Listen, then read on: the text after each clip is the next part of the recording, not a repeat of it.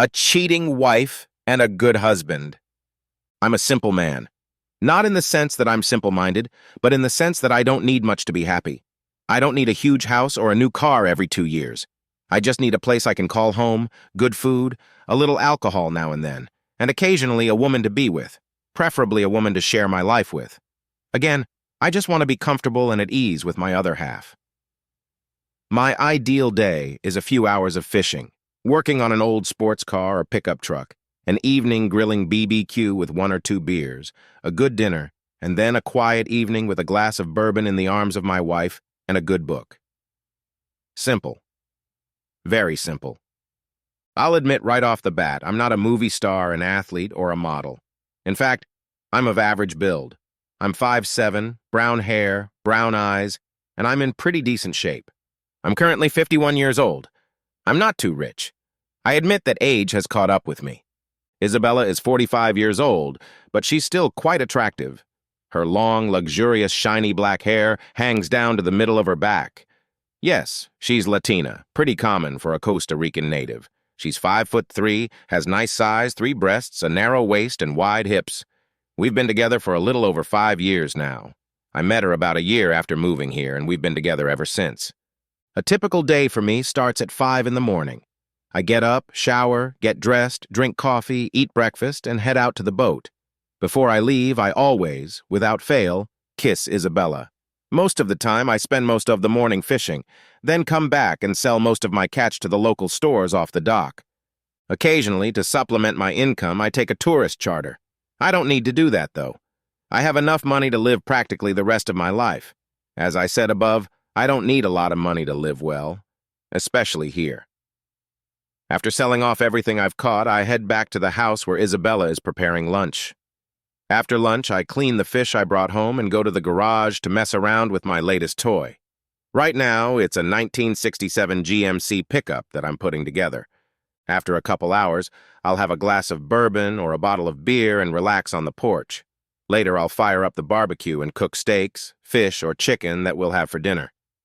Isabella usually joins me with a glass of wine and we discuss our days while I grill the food. After dinner, we both clean up and settle in on the couch, reading books and talking about all sorts of topics. In bed, we usually, though not always, make love before falling asleep in each other's arms. Even on the nights when we don't make love, we still cuddle in our sleep. We are both very happy and content. It's actually an idyllic life. Sometimes we visit a local bar for dinner, drinks, and a bit of dancing. Sometimes we invite friends over for the evening, so we're not hermits. The town on the coast is quite small, and I am well known and loved. I could imagine living here for the rest of my life, until I saw her in the bar that night. Isabella and I were spending a pleasant evening at a local bar with a couple of friends when she walked in with a group of 5 people. They were divided equally into guys and girls, college age, probably here for spring break from school. There was no way I was going to miss her. 5'8", long, wavy red hair, emerald green eyes, an athletic figure with beautiful size, 4 breasts, and an angelic face. She was an exact replica of my wife at her age, and had clearly grown since I'd last seen her 6 years ago. This may have just answered your question as to why Isabella and I never got married, even though we've been together for 5 years. The reason is that I'm already married. Yes, Isabella knows that and has accepted it. No, my wife has no idea about Isabella. Furthermore, she has no idea where the hell I am, and I'm doing everything I can to make sure she never finds out. If she did find me, I'd be in serious trouble. And now I realize I'm in deep shit with my youngest daughter standing in the same bar as me. "We need to get out of here, and fast," I whispered to Bella. "Why? What's wrong?" she asked. "See that beautiful redhead that just walked in?" She nodded. "Now you know exactly what my wife looked like when she was in her early 20s. "Shit," she replied. Luckily, we weren't sitting far from the door. When I saw the group move toward the bar, Bella and I quietly made our way to the door. We made up some bullshit excuse for our friends to leave, but they knew it was bullshit, too, and realized that I would have to tell them later what had happened. I saw the bartender pointing to the table we had just vacated as the door closed behind us. So, you're probably wondering what the hell is going on. In fact, you've probably already figured out the general idea, but now you need to fill in the details. The fact of the matter is that I'm hiding from my unfaithful psycho wife. She cheated on me and then planned to punish me in the divorce if I didn't just walk out of it naked. I decided I wasn't going to let that happen. I used to be known as Damon Lewis. That was my name when I was born. It's still my legal name, but I don't use it anymore, for obvious reasons. I grew up in a small town in California. Was the middle child, having an older brother and a younger sister. Out of all of us, I was the only one who went to college. My parents were killed in a car accident when I was a junior in college, and my brother was killed in a construction accident about a year after that. My sister and I never got along, so after my parents and brother died, we just drifted apart. We don't even exchange birthday or Christmas greetings anymore. I graduated with a degree in civil engineering and moved across the country looking for work.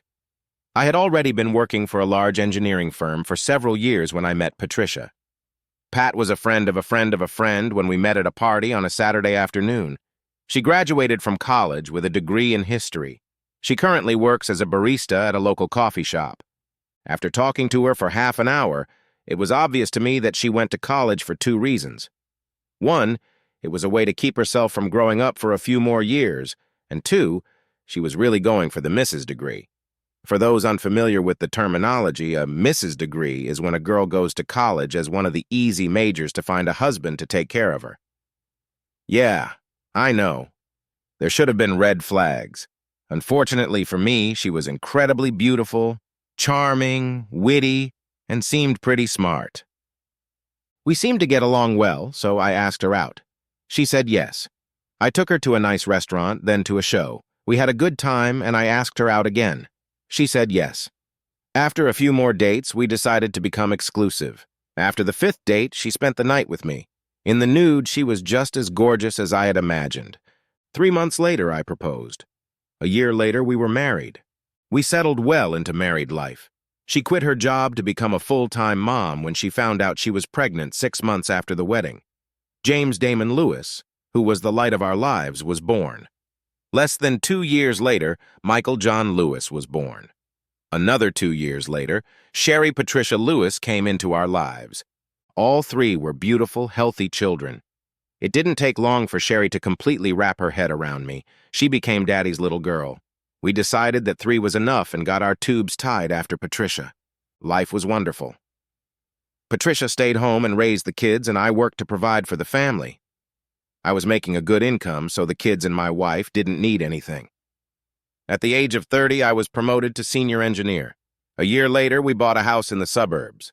Both of us drove nice cars, and I had a 1972 GTO in my garage. Patricia and I still made time for each other. We had a monthly date night when we hired a babysitter to go to dinner and a show or some other event. We still had a fulfilling sex life, I thought. Sure, it had dwindled a bit over time, but we both worked hard at it to make up for it. We always made love at least 3 nights a week. I was also home every night. I wasn't one of those guys who traveled for work. As the kids got older, Patricia started getting involved in the kids' extracurricular activities. She became a soccer mom, an all-American soccer mom, and, of course, a dance mom. I never saw the slightest hint from her that she was unhappy. I attended every show, game, and event I could. I don't think I missed more than 5% of the kids' activities. April 7th. A few months before I turned 45 years old. The kids were in school and it was lunchtime. I had just gotten out of a construction site I was visiting near my home and decided to stop there for lunch. I was following another car down my street about half a block in front of me when I saw it turn into my driveway. As I got closer, I saw a man get out of the car. I couldn't believe it. Danny Johnson was my best friend. He knew I wasn't home, so what was he doing here? Something was wrong. I decided to just drive by and park a little further down the street. I made it to a spot where I was far away but could still see my front door. I watched as the asshole walked up to the door, pulled out a key, and walked inside. What the hell? I called the office and told them I was tied up in a project and would be back late. Getting out of the car, I walked back to the house and walked around the backyard. I knew there was a small slit in the bottom of the blinds to our bedroom, and the blinds on the patio door are usually left open. Sneaking along the back of the yard, I was able to hide behind some bushes so I could see through the French doors. There stood my wife, in a very short robe, passionately kissing my former best friend. Yes, I had already pulled out my cell phone and was videotaping it. As they moved towards the hallway, I too moved over to peek through the bedroom window. I filmed the whole thing on my cell phone. She threw off her robe as soon as she walked through the door. I had to stop recording after she pulled off his pants. Shortly after that, I left. I just couldn't watch it anymore. Back at the office, I was in a daze when really didn't know she was going to cheat on me. I needed more information. After a couple hours, my engineering brain kicked in. I have a problem. Engineers solve problems. That's what we do. I can deal with it. I just need a little more time, so I called Patricia and told her I'd be home a couple hours late. This was not unusual for me. Although it didn't happen often, there were times when I needed to stay late, so she had no reason to be suspicious. I went online and found what I needed. Some small Wi-Fi security cameras. These little cameras aren't cheap, but I handle the finances, so she'll never see the bill until it's too late. I sent them to my office. Couldn't risk her seeing them when those were delivered home. Then I got into our finances and started making some moves with our savings and retirement accounts. Those were the little things. The rest would have to wait. The last thing I did was start researching divorce laws. Things weren't pretty, so I needed to do some further investigation. Now for the hard part. For the next week or so, I needed to act as natural as possible. I couldn't let her guess that I knew about her affairs. Somehow I managed to get out of it. I said that I thought I might have caught the cold that seems to be going around everywhere. I'm not sick enough to stay home, but close contact is best avoided. No lovemaking that night, and we slept on opposite sides of the bed. A couple days later, Friday, I got the cameras and software. Packed them in my briefcase before heading home. I still had a cold, but was getting better. Best to keep my distance, after all. The next morning, Patricia went shopping. I took this opportunity to hide a couple of cameras in the bedroom. I also managed to hide a couple more in the living room and kitchen while the kids were out. The recording device I hid in the attic. Patricia never went up there, so it was safe. I have to admit, we made love that night. She's still a very sexy woman, and it was always very good. Sunday, I went out with the kids, just doing dad stuff. For dinner, I cooked BBQ steaks, watched a movie, and went to bed. Monday at work, I was a mess. My head was constantly spinning with thoughts of what I would later see on the cameras. I couldn't concentrate on work. The day ended, and I finally went home. Patricia noticed something amiss, but I told her I had a personnel issue at work that I was dealing with. I made myself a bourbon on the rocks and went upstairs to shower and change. Patricia was busy in the kitchen, so I was able to sneak upstairs and download the video to a flash drive. After dinner, I told Patricia that I needed to stop by my home office to check on our finances and investments. After closing the door and turning on my laptop, I inserted the flash drive and started watching the video. It didn't take long to fast forward to when Danny walked in. There was footage of them kissing in the living room again, him sleeping with her on the bed. They went to the bathroom together and came out of there freshly washed an hour later. Then they got dressed, another passionate kiss at the door, and he left. I'll have to look into this in more detail tomorrow at work. When we went to bed, Patricia noticed that I was still moody. I explained again that this was a personnel issue at work and I couldn't discuss it, but that I would probably end up having to fire someone I liked. She understood, and knew how much I hate firing anyone. The next morning, I experienced an even bigger shock. At this time, I was listening to the audio portion of the tape. "So, when are you going to dump Damon's sorry ass and run away with me?" Danny asked. "I can't yet," she answered. "I want to wait until the kids are out of school. Until then, he'll be too much of a distraction for them. Besides, he makes very good money, and I want to build up a good capital before I give him to the cleaners." "You hate him so much." "No. I like him and he provides well for me, but I never really loved him. I always saw him as just a good meal ticket. He's also a decent lover and has always given me pleasure a few times. Not like you, of course, but I've never seen him as more than a friend with benefits. The thing is, when I divorce him, I'm going to need as much of his assets as I can get to live the life I want. Not that I really want to screw him over. I just want to make sure I live comfortably for the rest of my life without needing a job." "Why not just find another husband you're more compatible with?" he asked. "What? How are you? Are you going to divorce your little wife? Besides, she'd take you out too, and you don't make enough to support me the way I want to. I'd still have to find some miserable job to make ends meet, like Donna's doing now. Say, suppose he finds out about us, he'd probably throw you out on the street. He might try, but then I'd just give him the facts. If he does that, I'll use him in the divorce. I've never worked since about 6 months into our marriage.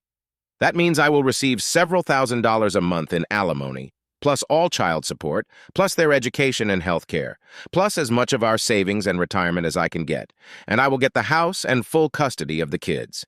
After hearing all this, he will have no choice but to sit back and accept it. Then if he complains about it, I'll just pull the plug on him. Trust me. If he wants to try to start shit, I'll destroy him. Okay, I've heard enough. Time to take the bait. I spent the rest of the day researching the divorce laws in this state. It was all pretty murky. I went into our law office and discussed it with one of my friends who is an attorney. We talked for about an hour. While not his specialty, it was pretty clear that I would have to, at a minimum, pay child support, give her the house, half of her savings, half of her pension, and pay a pretty hefty monthly alimony to support her since she never had a paying job during our marriage. No, the state doesn't care that she is a cheater. Besides, if she had a real shark lawyer, things could have been much worse. I was totally screwed. There was only one thing I could do, and it was going to hurt like hell. It took another 2 months to get everything set up. It was expensive, but much cheaper than the alternative. I managed to get fake documents done professionally through old high school friends who went the other way. I quit my job and cashed in my pension. I also refinanced the house for the full appraised amount and put that money into one of the offshore accounts. Yes, this was going to ruin my credit history for the next 7 years. But screw it. Going online, I created several offshore bank accounts in different names in Belize and the Cayman Islands. I gradually transferred money from our investments and savings into my offshore accounts, making sure they were random amounts and well below reporting levels. There were only a couple things left to do. During those 2 months, I started going to ATMs every couple days and withdrawing a couple $100s in cash. Then I would go to another bank and deposit that money into another account in my name only, and then electronically transfer it to one of my offshore accounts. In this way, all of our accounts successfully emptied to a couple $1,000s. I ended up selling my GTO for $20,000, and the money went straight into the offshore accounts. Patricia went to the gym early in the morning to work out. She did this about 3 times a week. I said I was taking the day off to make up for the extra time I spent working. Was just going to sit back and relax since work is pretty stressful. As soon as she left, I went to the office and sat down at my laptop. All the videos and other information I had collected were already on 4 thumb drives and then connected to the cloud. I had already set up a mass email with the link and access information. Before sending the email, I completed the final transfer of funds from all of our checking, savings, and investment accounts to the new offshore accounts I created. I then closed all accounts and changed the mailing address to a P.O. box, which I asked a friend to check and destroy all mail for the next 2 months. I left the checking account address the same. She knew about it, and a query to the bank would probably give her a new address, and I couldn't have her sitting around watching what was going on. Besides, the account statement would only show the last transfer to the dummy account for less than $1,000. At worst, it would be petty theft. Once that was done, I sent an email to all of our friends and her family, then reformatted the computer and inserted another flash drive with a very nasty virus that completely destroyed it. All statements and paperwork for all of our accounts were taken out and burned in the grill, leaving no paper trail to find the accounts. It's hard to find an account you don't even know about and where it might be. By the time anyone could figure out what happened, I had already transferred the money a few more times and erased all traces. The last thing I did was get in my car with my briefcase and 1 suitcase and left for the airport. Made 3 stops along the way. 1 at each of my kids' schools where I dropped off a flash drive at the office to be given to my kids, and 1 more stop at Goat's house, where I gave the last flash drive to his very embarrassed, soon-to-be ex-wife. I parked the car, left my keys in it, and walked to the terminal. 6 different flights, 3 rental cars, trips to other airports, 4 countries, over a week of time, and I landed in Costa Rica to start a new life with a new identity. Oh, And before you think I'm a complete moron, I should mention that I have set up a trust fund for my children that will pay for all of their education, as well as ensure that each of them gets enough money to take care of what they need. A friend of mine from work agreed to be the trustee of this fund.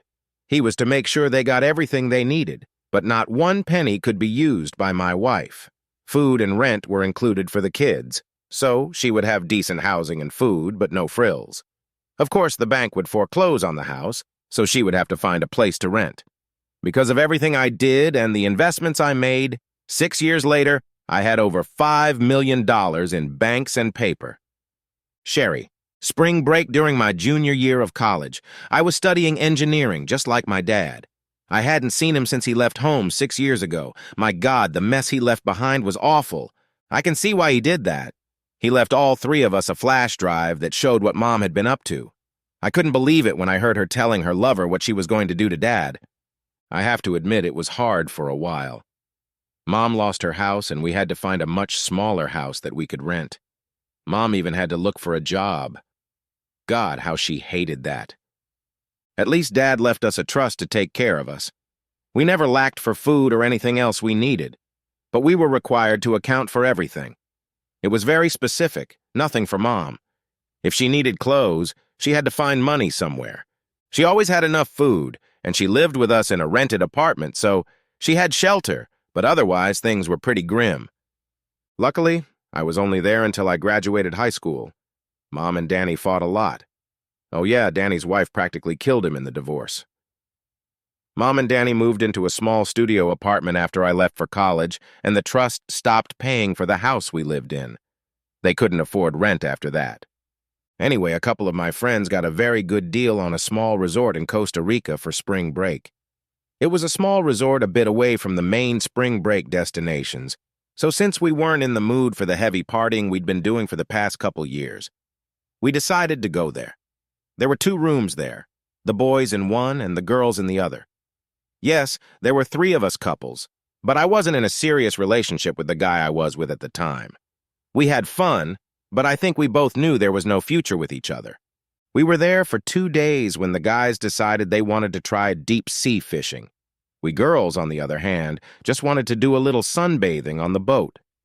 After being pointed out to a local bar where there were several boat owners who sometimes took charters, we walked over and went inside.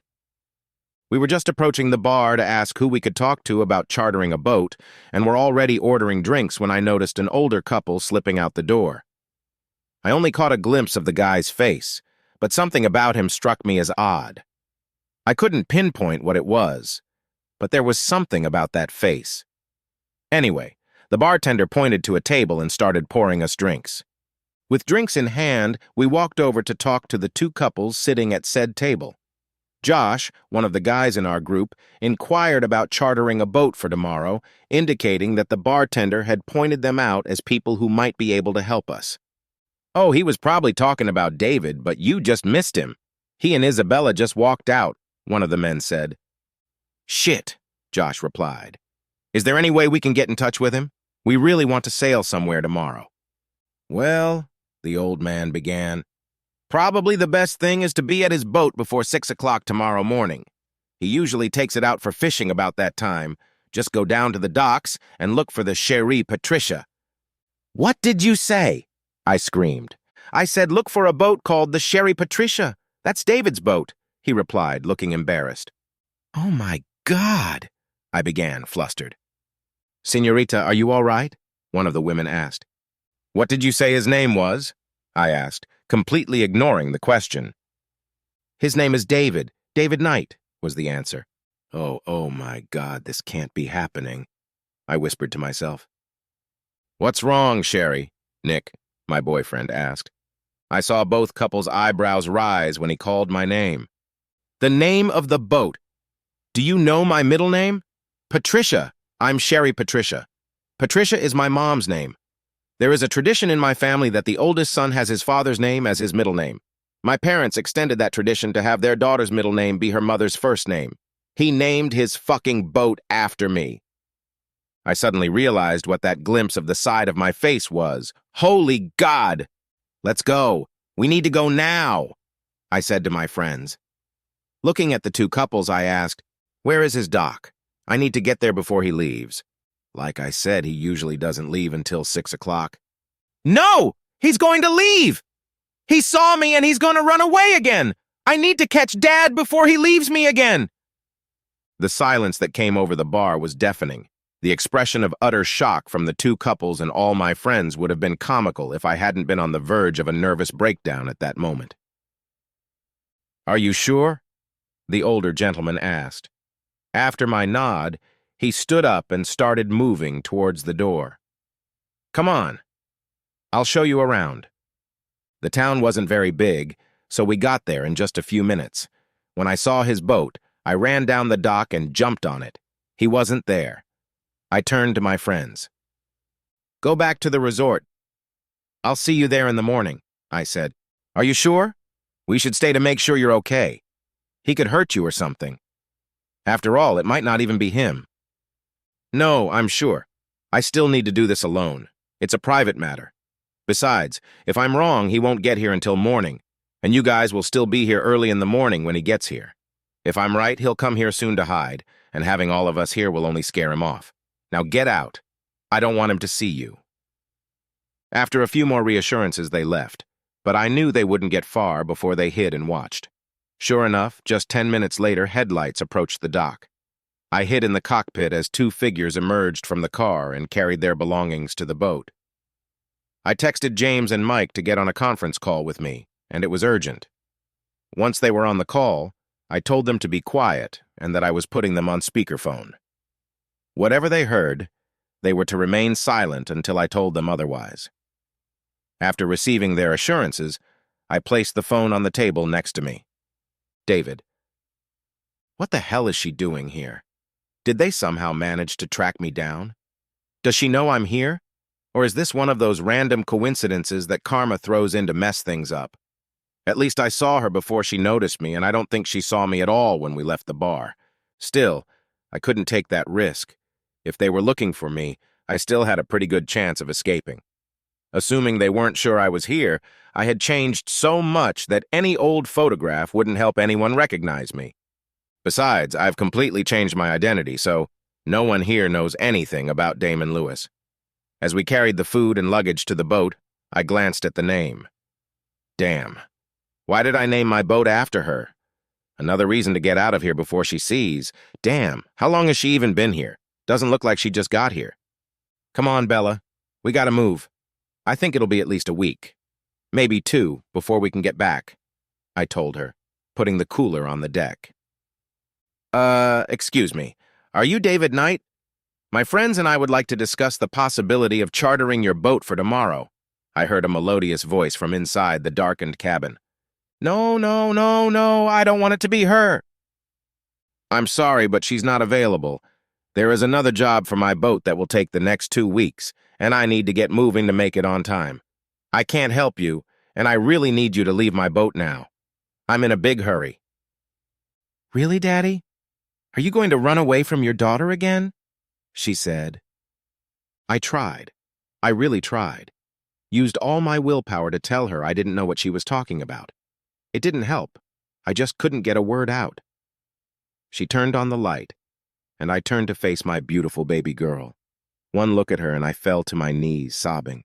I'm sorry, baby. I'm so sorry. I just couldn't think of anything else. The hardest thing in the world was leaving you and your brothers. You were my whole world, but I just couldn't stay. I burst into tears. Dad! You left us without a word. Not even a goodbye. Not a word. Nothing. For 6 years, we didn't even know if you were alive. She was cursing. I know, baby, and I'm really, really sorry, but I just couldn't risk her finding me. I couldn't say goodbye to you because she might find out what I was up to. Believe me, baby, I've hated it every day for the last 6 years. And yet you were just about to run away from me again. Yeah, I didn't think you saw me. I didn't know if you were looking for me here or if it was just a coincidence. If it was just a coincidence, I thought it would be less painful for you if you never knew I was here. If you're looking for me, I couldn't risk you telling your mother or the authorities where I am. Well, the second part makes sense. After all, you're probably facing jail time if they can get you extradited back to the States. Of course, that's if your wife doesn't find a way to get here and kill you first. She had a truly evil smile. I'm sorry to put you through this, baby. I wouldn't have wanted to, but I just couldn't go through with what she had planned. I would have been gutted by her, or she would have ruined me and never let me see you again while I paid her to be promiscuous. No matter what I did, if I stayed, I would lose all of you. I decided that since I would lose you and your brothers anyway, at least this way I could provide you with what you needed and keep some of my dignity. I am very sorry for what happened. I really wish there was another way. So I guess once I get off this boat, you're going to sneak out of here? I had a little laugh about that. No, I figure it'll take your mother at least 3 days to get here. It'll take even longer to get the authorities involved. I'll stay here for a couple more days. Besides, I have information on a small group that might be interested in chartering my boat for tomorrow. She smiled. Only if I get the family discount. Now, would you introduce me to your friend? After the introductions were made, Sherry asked, "Why haven't you two gotten married yet, since you both seem to be in love?" Actually, there are 2 reasons. First, and most importantly, as far as I know, I'm still married to your mother. Secondly, I only marry under my real name. If I use it, I could be tracked down, and that could cause a lot of problems. She grinned crookedly, and then said something that made my chin drop to the floor. Hey, Mike, you're the lawyer here. What do you think of what he just said? I almost fainted when I heard his voice. My gaze suddenly stopped on her cell phone, which was lying next to her. Well, Dad, since Mom managed to divorce you last year because you left her, you are free and clear on this matter. Secondly, while it is technically true that you can be found by your real name, it will either take a lot of money to investigate or someone's tip to point them in the right direction. Even then, it would take money to verify it and then do something about it. Speaking of me, after reviewing all the information you left me, I have absolutely no intention of telling my mom anything she could use to track you down. Besides, she and Danny Boy are barely making ends meet right now, so I highly doubt she'll even have the means to try to find you. That's just my personal opinion. I can't speak for Sherry or James. I agree with Mike too, Dad. I'm going to tell Mom I talked to you on the phone, but I have no idea where you were when you called. I heard James's voice over the phone. Sure, it was hard for us for a while, but I blame my mom for putting us in this position. I was mad at you for a while, but then I realized the position she'd put you in. See, Dad, you have nothing to worry about because of us, but there's one catch. You have to invite all 3 of us to the wedding, and I'm also planning on coming here for summer vacation, so you better guarantee you have room for me for a couple of months, Sherry added. Isabella and I talked to Sherry and the boys some more before they needed to hang up. Sherry then went out on deck and beckoned her friends to come aboard. She laughed when they asked how she knew they were still there. The next day, everyone had a great time on the ocean. I gave them the family discount, for free. Sherry spent some more time with me for the rest of the week before she had to go back to college. True to her word, she spent 2 months with us over the summer. I had some extras for the following summer when the boys were due to visit as well. Isabella and I were married that summer while all 3 of my children were there, 5 years later. Ready, Princess? I asked. More than ready, Daddy, Sherry replied. I almost fell to the floor with laughter looking at Patricia and Danny's faces as I led the little girl down the aisle. Danny was outraged when Sherry went around him and asked James to walk her down the aisle at the wedding. They didn't know it was a setup. I was the one who was actually going to marry her off.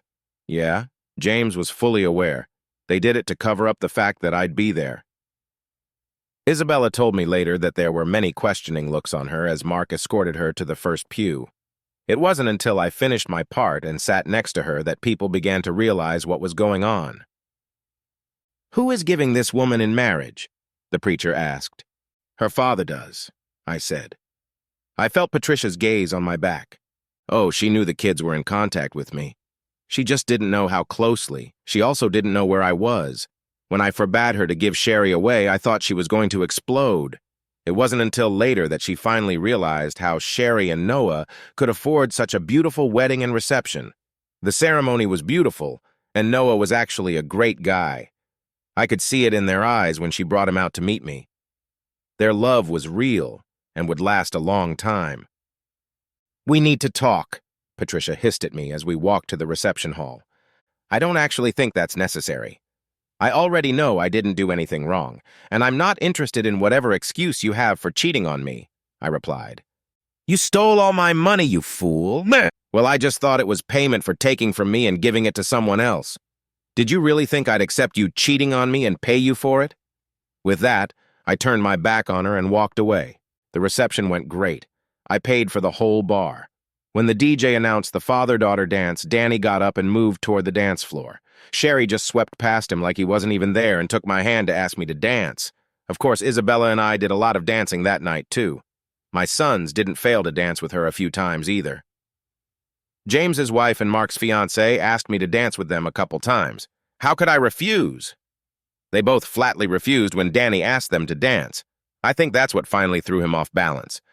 Like I said, it was an open bar. Danny obviously took full advantage of that.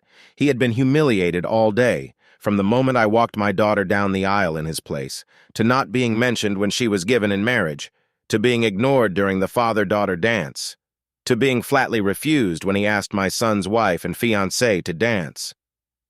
He was feeling his liquid courage when he finally decided to try to put me in my place. He had the audacity to ask Isabella to dance. She didn't even say a word, just stared at him for a minute, like she was examining a bug that had just landed next to her, then turned and continued her conversation with the couple next to her as if he wasn't even there. I saw his face turn white and then red with rage. Several other people had also stopped their conversations and were watching. I moved right behind him as he stepped back to take a swing at my wife. Catching his swing mid-flight, I turned him around and informed him that he had exhausted his welcome here. I noticed that there were several phones filming what was happening. I remained calm and told him to go home and get some sleep, and if he tried to hit my wife again, I would send him to the hospital for a week. Danny had gotten soft and slow over the years. I, on the other hand, was lean and strong, working on the boat and cars for years. I lived a simple life, ate healthy, and kept in shape. Besides, I was practically sober, and he was close to drunk. I let him take the first 3 swings and was able to block them easily. After the first 2 misses, I warned him, 3 strikes and you're out. The wall held him while I threw punches. His legs finally failed completely, and he fell to the floor, but only after I managed to land a few good knee strikes to his crotch. When we got him outside, away from the cameras, I gave him 3 more good leg kicks to his balls. It would be a long time, if ever, before he started to rise again. You're probably wondering if I've been arrested for what I did. Oh, she did a good job. If it were up to her, I would have spent several years in prison for what I did. Unfortunately for her, 4 little things got in her way. First, she didn't have any documentation of what I had done. She couldn't prove that I had actually taken the money because I had destroyed all the statements, and she never had any interest in how much money we had or where it was. As far as records could tell, we were barely making ends meet and living from paycheck to paycheck. She didn't even know where to start looking for our investment accounts. My pension was going directly into one of my offshore accounts. Speaking of which, when she finally gave up and filed for divorce because she was abandoned, she went for it quickly and easily. Just a straight division of assets at that point. Of course, by then, there were no assets anymore. Third, all 3 children agreed to testify that I lived in a dilapidated house with no livelihood other than selling fish at the local market every day. Finally, all she could prove was petty theft of less than $500. The statute of limitations on that case had long since expired. I agreed to give her a check for 60% of what was in the checking account the day I left, just to show I was a good guy. That came out to $576.93. Of course, all the video footage showed that Danny attacked my wife first, followed by me, and I gave him ample opportunity to get away. It was ruled self-defense, and he ended up in the hospital for 2 weeks. He ended up losing the shitty job he had. Epilogue: Patricia ended up divorcing Danny. The damage was too great, and he would never be able to repair the relationship again.